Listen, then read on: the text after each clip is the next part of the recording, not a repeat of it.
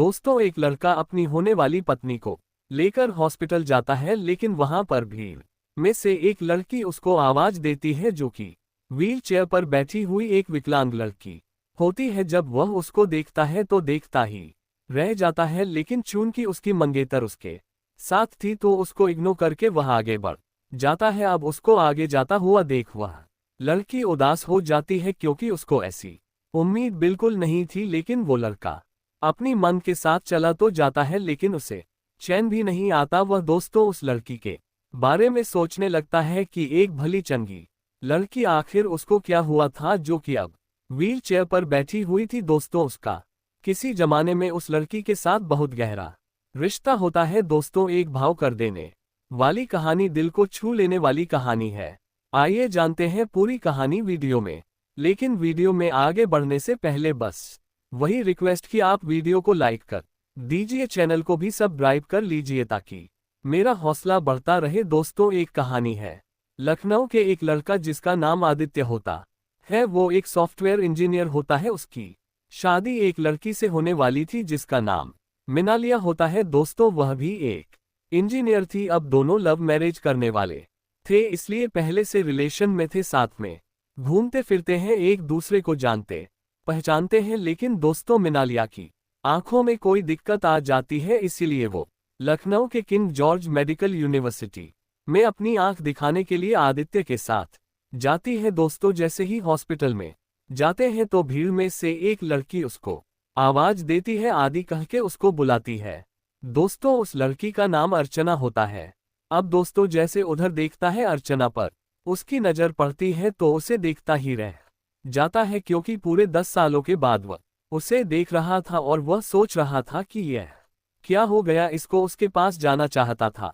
लेकिन चूंकि जो मिनालिया थी दोस्तों दूसरी टाइप की लड़की थी तो वह उसे इग्नोर कर देता है। अर्चना को इग्नोर करके उसके साथ वह आगे बढ़ जाता है। जब वह आगे चला जाता है अर्चना काफी उदास हो जाती है। थोड़ी दूर जाने के बाद फिर वह पलट के देखता है, अर्चना उसको ही देख रही थी। उसके बाद वह चला जाता है जहां पर मिनालिया को दिखाना था। वो दोनों डॉक्टर को दिखाने वालों के लाइन में लग जाते हैं, बैठ जाते हैं और उसके बाद वह मुंह लटका के बैठा हुआ था, अर्चना के बारे में ही सोच रहा था। मिनालिया उससे कहती है, क्या हुआ आदित्य, क्यों मुंह लटका कर बैठे हो?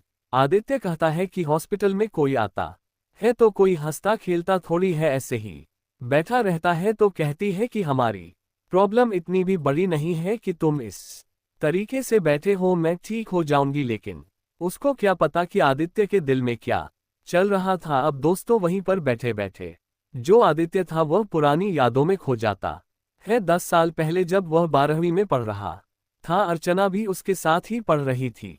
दोनों की उम्र 16-17 साल की होती है और दोनों में प्यार हो जाता है। दोनों ही एक दूसरे की पहली मोहब्बत होते हैं। दोनों एक दूसरे से बेइंतहा प्यार करने लगते हैं। एक दूसरे को देखे बिना उनको चैन नहीं आता है।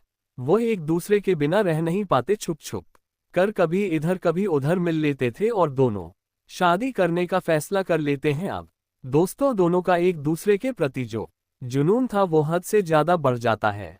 लेकिन जब ये बात उनके पेरेंट्स को पता चलती है तो बौखला जाते हैं। आदित्य के पिताजी जो है उसे प्यार से समझाते हैं, कहते हैं, बेटा मुझे तुमसे ये उम्मीद नहीं थी, तुम पढ़ने लिखने में तेज थे। पूरे रिश्तेदार ये जानते थे कि तुम आगे चलकर कुछ बड़ा करोगे, लेकिन तुम जो है अभी से यह सब बातें कर रहे हो, तुम अपनी शादी की बात कर रहे हो, तुम हमारा नाक कटवाने पर लगे हुए हमारा नाम खराब कर रहे हो। दोस्तों वह भी एक टीचर होते हैं और उसे इस तरीके से समझाते हैं कि जो आदित्य है वह अपने माँ बाप की बात नहीं टाल पाता है। और जो मिनालिया थी, हालांकि वह सिर्फ उसकी माँ थी, अपनी माँ के साथ रहती थी। उसकी माँ तो चाहती थी कि चलो ठीक है, बच्चों ने ऐसा कर लिया तो शादी हो जानी चाहिए। लेकिन दोस्तों यह शादी हो नहीं पाती है और मिनालिया को इसके इस प्यार की वजह से उसे एक रिश्तेदार के घर भेज दिया जाता है, जहां पर वह आगे की पढ़ाई करती है। और इधर जो आदित्य था उसको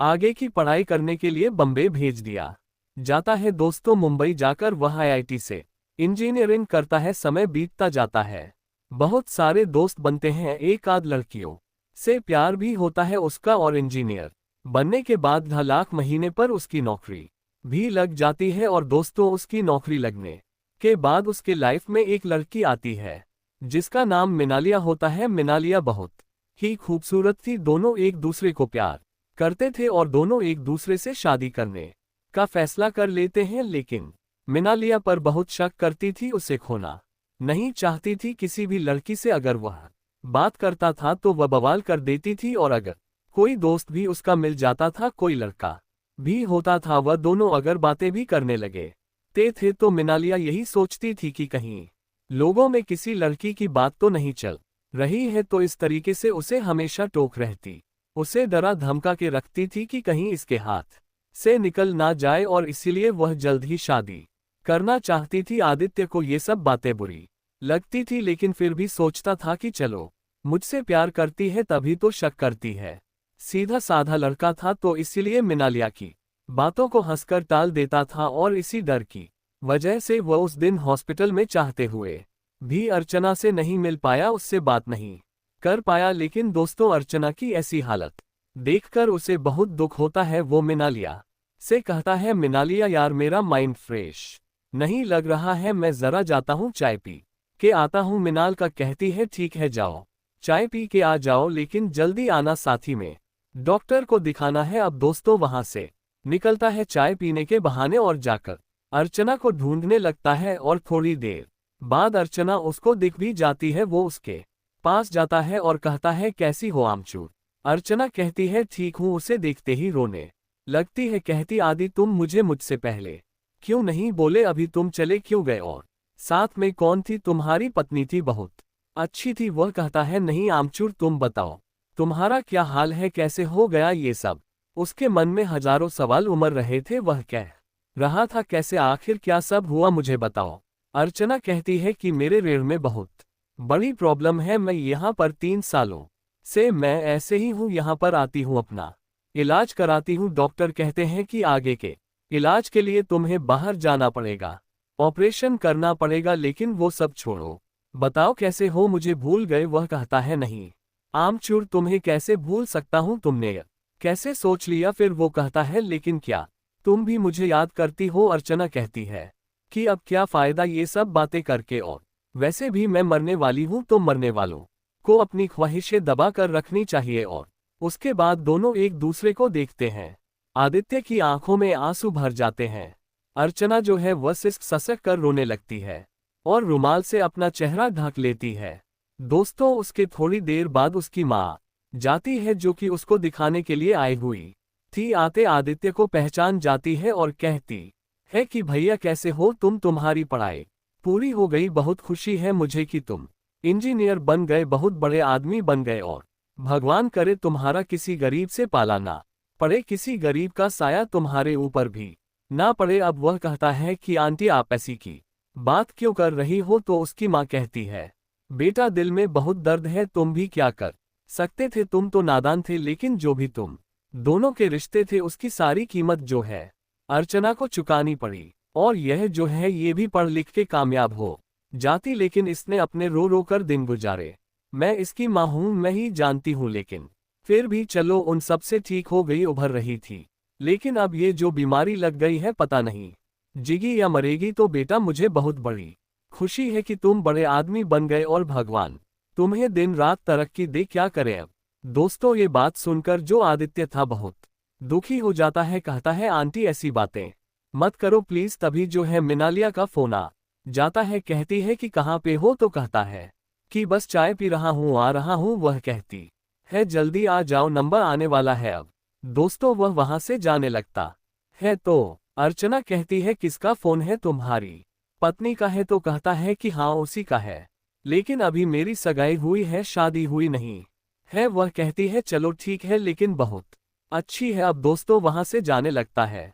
अर्चना से पूछता है कि यहाँ पर कब आती हो तुम दिखाने? वह कहती है मैं हर फ्राइडे को आती हूँ। दोस्तों, वहां से फिर हो जाता है और दोनों दिखाते हैं मिनालिया को लेकर वह चला जाता है। मिनालिया जो है इंदिरानगर में रहती थी और आदित्य जो है गोमती नगर में रहता था, और इधर ये लोग भी अपने घर चले जाते हैं। लेकिन शुक्रवार को फिर जो है वह आदित्य हॉस्पिटल में आता है, अर्चना से मुलाकात करता है। अर्चना उसको देखती है, खुश हो जाती है और फिर उसी तरीके से उसके आंखों में आंसू आ जाते हैं। कहती है कि आदित्य तुम आ गए, मुझे उम्मीद नहीं थी कि तुम आओगे। वो बोला तुम ऐसे कैसे सोच सकती हो, क्या तुम भूल गई वो सब बातें। वह कहती है नहीं मुझे सब कुछ याद है, लेकिन फिर उसके बाद वह फिर कहता है कि मैं तुम्हारे डॉक्टर से मिलना चाहता हूं, उनसे बात करना चाहता हूं, मुझे तुम्हारी हालत देखी नहीं जा रही है। वो कहती है क्या हो गया तुम्हें, मैं तो ऐसे 3 साल से हूं। वो कहता है नहीं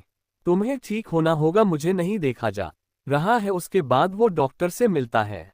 डॉक्टर कहते हैं कि अगर इनका प्रॉपर इलाज चाहिए तो इन्हें एम्स जाना पड़ेगा, वहां ऑपरेशन होगा और हो सकता है कि ये ठीक हो जाए, ये भी हो सकता है कि हमेशा के लिए पैरालाइसिस हो जाए। दोस्तों उसके बाद जो है वह वहां से आता है और कहता है ठीक है, एम्स जाने का प्लान बनाते हैं। उसके बाद कहता है ठीक है, तुम्हारा इलाज जो है दिल्ली चल के एम्स में हो। अब वो लोग कहते हैं कैसे जाएंगे, क्या करेंगे। वह कहता है तुम इसकी चिंता मत करो, मैं सारा इंतजाम कर दूंगा। दोस्तों उसके बाद फिर ये लोग अपने अपने घर चले जाते हैं और अगले हफ्ते फिर जो है उसी हॉस्पिटल में मिलते हैं। सारा कुछ इंतजाम जो है वह आदित्य कर देता है। कहता है कि जाने का भी इंतजाम हो गया, वहां रहने का भी इंतजाम हो गया है, और मेरे एक दोस्त का जानकार है जो कि हॉस्पिटल में ही काम करता है, वह सपोर्ट भी कर देगा तो काम जल्दी हो जाएगा। फिर जो अर्चना थी वो कहती है आदित्य इतना क्यों कर रहे हो मेरे लिए। दोस्तों वो रोने लगती है और उसके बाद जो है कहती है कि मैं कैसे जाऊंगी, कैसे अपनी माँ के साथ जाऊंगी। मेरी मम्मी जो है हालांकि 3 साल से यहाँ आती है तो उन्हें सब कुछ पता चल गया है, लेकिन फिर भी दिल्ली एक अलग जगह है, हम कैसे रहेंगे वहां पर, तुम भी चलो ना मेरे साथ। दोस्तों उसका हाथ पकड़ लेती है तो आदित्य कहता है कि आमचूर मैं जरूर चलता तुम्हारे साथ, लेकिन मिनालिया को तुम नहीं जानती हो, उससे मैं छुप छुप के सारा काम कर रहा हूं, कहीं उसको पता चल गया तो बहुत बवाल कर देगी, वह नाराज हो जाएगी, उसका दिल टूट जाएगा। लेकिन काश तू मुझसे 2 साल पहले मिली होती तो कोई टेंशन नहीं होती, इतना मुझे चिंता नहीं करना पड़ता, क्योंकि मैं तब अकेला था, तुम्हारे लिए कुछ भी कर सकता था। अब दोस्तों उन्हें क्या पता कि मिनालिया सारा कुछ उनके बारे में जान चुकी है और वो भी वहीं पर मौजूद हो गई, उनकी बातें सुन रही थी। जैसे वह कहता है कि मैं तुम्हारे लिए कुछ भी कर सकता था 2 साल पहले, तैसे ही मिनालिया आती है और कहती है आदित्य तुम आए, अभी भी कुछ कर सकते हो उसके लिए। अब दोस्तों जब उसको देखता है तो काटो तो खून नहीं, उसके पैरों तले जमीन खिसक जाती है। वह कहता है मिनालिया तुम यहाँ पर क्या कर रही हो। वह कहती है आदित्य तुम यहाँ पर क्या कर रहे हो। वह कहता है मिनालिया प्लीज बुरा मत मानना, तुम्हारी कसम, ये देखो 12वीं में मेरे साथ पढ़ती थी, 10 सालों के बाद मिली है, लेकिन ऐसा कुछ गलत नहीं है, बहुत परेशान है, देखो इसकी हालत 3 सालों से ऐसी है, मुझे देखा नहीं गया, और तुम प्लीज कुछ गलत मत समझना। वह कहती है आदित्य इतनी सफाई मत दो तुम, और मैं सब जान चुकी हूँ। उस दिन जब तुम चाय पीने के बहाने निकले थे तब भी मैंने तुम दोनों को मुलाकात करते हुए देखा था, और पिछली बार तुम आए थे तब भी मैं आई थी, और आज भी मैं तुम दोनों से पहले यहाँ पर आ गई थी। अब दोस्तों उसके बाद अब उनके पास कुछ कहने का तो बचा ही नहीं था। अर्चना जो है डर के उसको देख रही थी कि कहीं कोई बवाल ना करे ये, और आदित्य है वह भी उसको डर के देख रहा था। वो उन दोनों का चेहरा देखती है और कहती है कि आदित्य आज तो मैं तुम्हें कुछ बोल ही नहीं सकती, तुम्हारे सारे रिश्तों पर मुझे ऐतराज होता है, लेकिन आज यहाँ पर कहीं ना कहीं अर्चना का हक मुझसे ज्यादा है तुम्हारे ऊपर, और इसको तुम्हारी जरूरत भी है। अब दोस्तों आदित्य जो है वह कहता है कि प्लीज मिनालिया ऐसी बातें मत करो, इतनी गहराई में मत सोचो यार, मुझसे ऐसी बातें मत करो तुम, और मैं तुमसे प्यार करता हूँ। मिनालिया कहती है मैं भी तुमसे प्यार करती हूँ, तुम्हें खोना नहीं चाहती, लेकिन अगर अर्चना आज ठीक होती तो शायद मैं ये सब बर्दाश्त नहीं कर पाती, लेकिन इसकी ऐसी हालत है तो मुझे तो तुम्हारे ऊपर प्राउड हो रहा है कि तुम आज भी इसके साथ खड़े हो इस हालत में, और इसको ठीक करने के लिए सोच रहे हो, तो बहुत अच्छी बात है। तुम कोई गलत नहीं कर रहे हो, जो भी कुछ कर रहे हो अच्छा ही कर रहे हो। चलो कोई बात नहीं, तुम दिल्ली जा सकते हो इसका इलाज करवाने के लिए। अब दोस्तों जो है अब वह दोनों सोच रहे थे, क्या बोले समझ नहीं पा रहे थे कि मिनालिया जो कह रही है वह गुस्से में कह रही है ऐसे ही कह रही है। उसके बाद अर्चना कहती है कि मिनालिया प्लीज तुम गलत मत समझना, और मैं बहुत परेशान हूं, मेरे पास पैसे नहीं हैं, और इसलिए जो है सब कुछ जानते हुए भी कि तुम्हारी इससे शादी होने वाली है और मुझे नहीं बुलाना चाहिए था, इसकी हेल्प नहीं लेनी चाहिए थी, लेकिन जो है हम लोगों को लेनी पड़ी। तो कहती है नहीं अर्चना, सिर्फ यही हेल्प नहीं करना चाहता है, मैं भी तुम्हारी हेल्प करूंगी और पैसों की तुम टेंशन मत लो, और अगर तुम चाहो तो मैं भी तुम्हारे साथ दिल्ली चल सकती हूँ। उसके बाद उसका हाथ पकड़ लेती है और अर्चना जो है रोने लगती है। मिनालिया कहती मैंने सब कुछ आंटी से पूछ लिया तुम दोनों के बारे में, कोई बात नहीं, चलो हम सब मिलकर तुम्हारे इलाज के बारे में सोचते हैं। दोस्तों उसके बाद वह लोग दिल्ली जाते हैं, एक कमरा लेते हैं और उसके बाद वहां पर फिर एम्स हॉस्पिटल जाते हैं और बिना किसी सिकवे गिले के वो एक साथ रहने लगते हैं। एक कमरे में ये तीनों लेडीज रहती हैं और एक कमरे में आदित्य रहता है। 15 दिन में कई बार ये लोग हॉस्पिटल गए, पूरी जांच हुई, पड़ताल हुई, और उसके बाद ये हुआ कि 6 महीने बाद जो है वह अर्चना का ऑपरेशन होगा। उसके बाद फिर ये लोग आ जाते हैं और अपने अपने जॉब पर चले जाते हैं, और यह वादा करके कि 6 महीने बाद फिर हम लोग मिलेंगे। दोस्तों 6 महीने का वक्त भी बीत जाता है जब ये सारे लोग मिलते हैं, और फिर अर्चना का वहां पर इलाज होता है। ऑपरेशन का डेट आता है, ऑपरेशन होता है और ऑपरेशन सक्सेसफुल होता है। अर्चना जो है 2 महीनों बाद फिर ठीक हो जाती है, अपने पैरों पर खड़ी हो जाती है। दोस्तों अर्चना ठीक हो चुकी थी, सारे लोग भगवान का शुक्रिया अदा करते हैं, लेकिन अब अर्चना तो ठीक हो चुकी थी। सबसे बड़ा सवाल ये था कि अब आदित्य शादी किससे करेगा। दोस्तों फाइनली डिसाइड ये होता है कि मिनालिया और आदित्य की शादी होगी। यह शादी पहले ही कर लेते, लेकिन अर्चना की तबीयत खराब होने की वजह से ये लोग खुद ही अपनी शादी टाल देते हैं कि शादी छोड़कर पहले इनका इलाज करवाते हैं। दोस्तों जब वो ठीक हो जाती है फिर एक डेट रखा जाता है और उस डेट पे फाइनली मिनाल का और आदित्य की शादी होती है। उस शादी में अर्चना शामिल होती है, नम आंखों से सारा कुछ देखती है, फेरे होते हैं और